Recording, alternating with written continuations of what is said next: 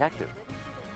But first, school funding. And currently in Illinois, that funding is based on property tax revenue. Simply put, wealthier communities have bigger houses, so they pay more property taxes, which equates to more school dollars and better education. State Senator James Meeks is behind a first day of school boycott to protest what he says is inequity in the state's education system. He is here to explain. Now, we've heard about, and we're going to get into the New Trier protest on the 2nd of September in a minute, but on Thursday you had another rally, and on the 3rd, 4th, and 5th of September you're now calling on students to be in buildings downtown. Yes, we're going to set up classes. We have school administrators and teachers who are going to actually be teaching these students. We don't want them just out of school frolicking. We really want them learning. And so we have set up our website, Save Our Kids Now, or SaveOurSchoolsNow.com, where children have registered. We know what grades they're in. And we're going to be in downtown businesses, the Aon Building, the Sears Tower, Chase Manhattan Bank, and we're going to be teaching classes so that the students can be learning. So they will be attending school at these buildings? At these buildings, right. You're not worried about it being a distraction to the kids? No, and I hope the business people are not worried about it being a distraction to their business. Yeah. What about the New Trier thing? I know that much has been written and talked about on this front. $18,000 per student in the New Trier district, right. Roughly $10,000 per student in Chicago public schools, and that's been the crux of your argument. They will have started school 2 weeks prior to that, right? And I know you're going to try to get them registered in a district in which they don't live. The real goal is not to register our students in New Trier. The real goal is to point out the inequity, the differences, the gaps. When you have a revenue gap like that, 18,000 one side, 10,000, then you have an achievement gap. The average ACT score at New Trier is 27. The average ACT score in the city of Chicago is 12. You can't get into college. You can't do anything productive. And I submit that Chicago public schools don't have the resources to do an adequate job. That's why it's no harm to keep these children out of school, because the system doesn't have the resources to educate them. But you're not worried about that first day attendance, because a lot of the money that does come in to Chicago public schools is based upon that first day attendance. Not. It is not. That is a myth. The first day attendance has absolutely nothing to do with because it's the average finance. Attendance over a period of time. It's any 3-month period that the board wants to submit. So the board can submit October, November, December.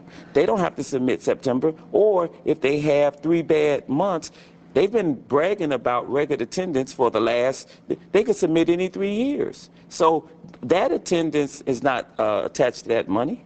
So do you worry about putting the New Trier folks on the defensive, because they haven't done anything wrong in this case? They have not done anything wrong. As a matter of fact, they are the bar. They set the bar. They have a quality school. They are able to achieve quality results. 88% of their teachers are master's degree. 95% of their students go to college. 90% of them graduate in 4 years.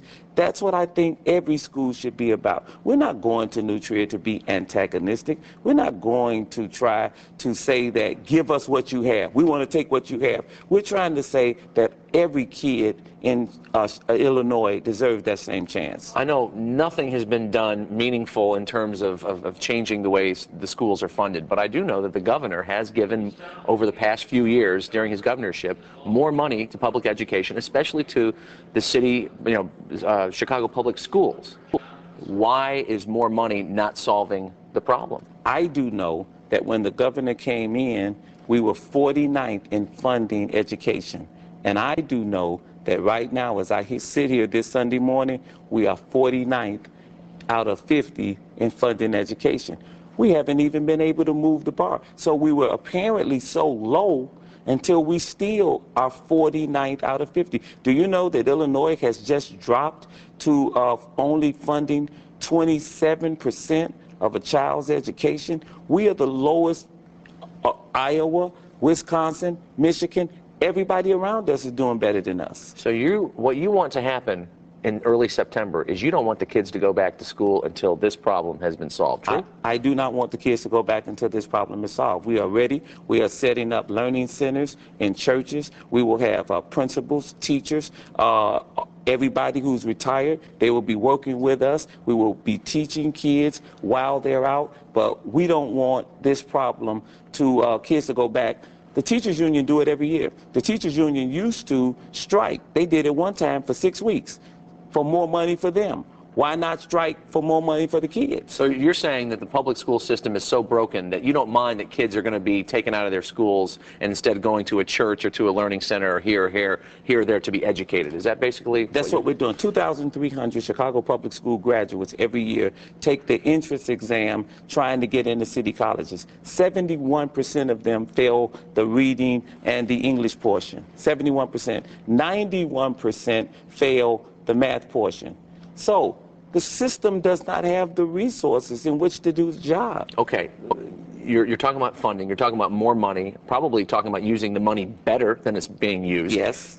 Because we're 49th when the governor got here and we're 49th right now, has it occurred to you that perhaps school vouchers or some of the other ideas, charter schools, might be something to look at in the legislature? Because you're not just a reverend, you're a state senator. We're not advocating school vouchers, but this is what we are doing. We're prepared to put a bill into the special session that says until Illinois solves this problem, that a kid could go to school anywhere in the state that they want to go. We are removing the portion of the school code that says you have to live in the district so that kids can go anywhere in the state that they want to, because Illinois has been 30 years trying to figure this problem out.